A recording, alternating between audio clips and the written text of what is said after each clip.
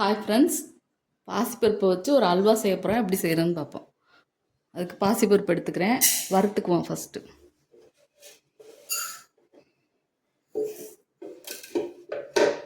நல்லா செவக்கிற வரைக்கும் வறுத்துக்குவோம்.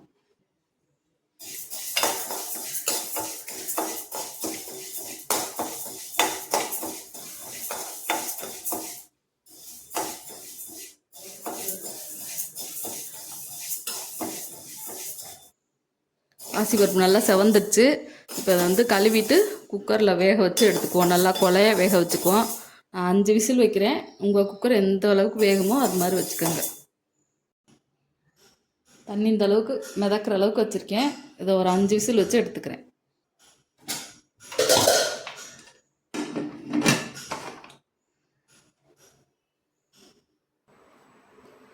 இந்த அளவுக்கு நல்லா கொலைய வச்சு மசிச்சு எடுத்துக்கணும்.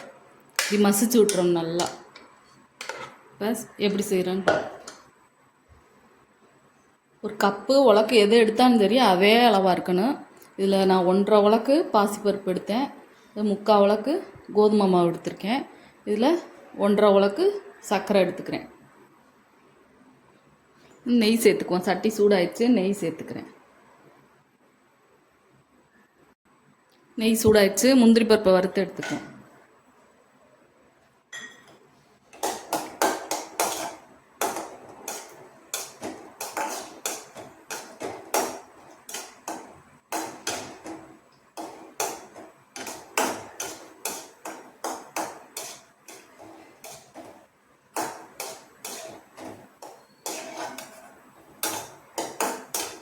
செவந்துடுச்சு, எடுத்துக்கிறேன்.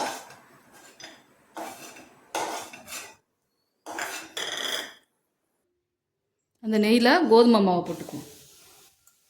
போட்டு 1 நிமிஷம் கிண்டி விட்டுக்குவோம். இந்த பச்சை ஸ்மெல், மாவோட பச்சை ஸ்மெல் போகிற வரை கிண்டி விட்டுக்குவோம்.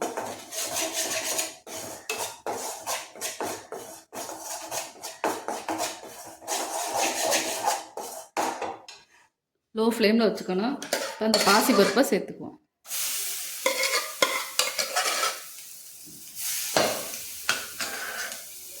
பாசிப்பருப்பையும் போட்டு கிண்டி விட்டுக்குவோம். அதோட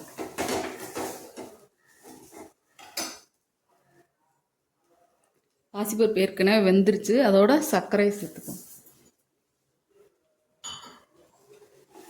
நல்லா மெல்ட் ஆகிற வரை அடி பிடிச்சிடாமல் கிண்டி விட்டுக்கிட்டே இருக்கணும்.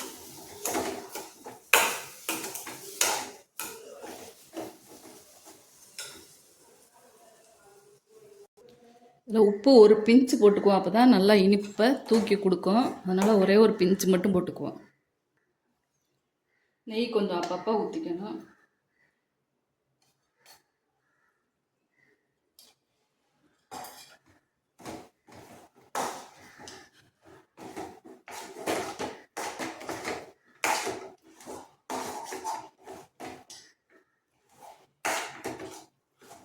இது வந்து ரொம்ப லேட்லாம் ஆகாது, டக்குன்னு செஞ்சிடலாம். நம்ம வீட்டில் இருக்கிற பொருளை வச்சே செஞ்சிடலாம். நல்லா பாசிப்பருப்பு ரொம்ப நல்லது, குழந்தைங்களுக்கெல்லாம் எல்லாருமே சாப்பிட்லாம். அது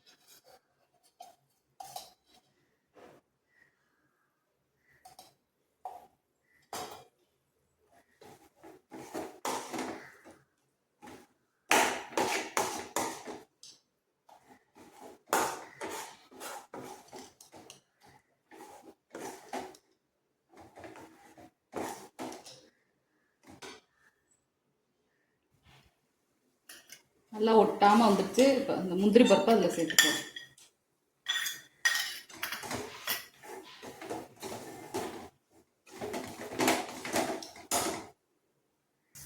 அல்வா நல்லா நெய்லாம் பிரிஞ்சு வர ஆரம்பிச்சிச்சு. அடுப்பை ஆஃப் பண்ணிக்கலாம். நல்லா சட்டியில் ஒட்டாமல் இந்த மாதிரி வரணும்.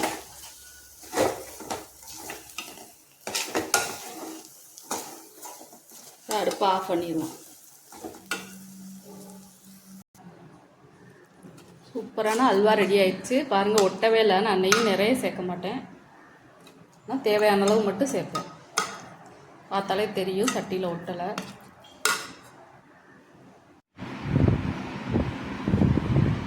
வீட்டில் இருக்க பொருளை வச்சு சூப்பராக பாசிப்பருப்பு அல்வா ரெடி ஆயிடுச்சு. இதே மாதிரி நீங்களும் செஞ்சு பாருங்கள். இந்த வீடியோ பிடிச்சா லைக் பண்ணுங்கள், ஷேர் பண்ணுங்கள், சப்ஸ்கிரைப் பண்ணுங்கள்.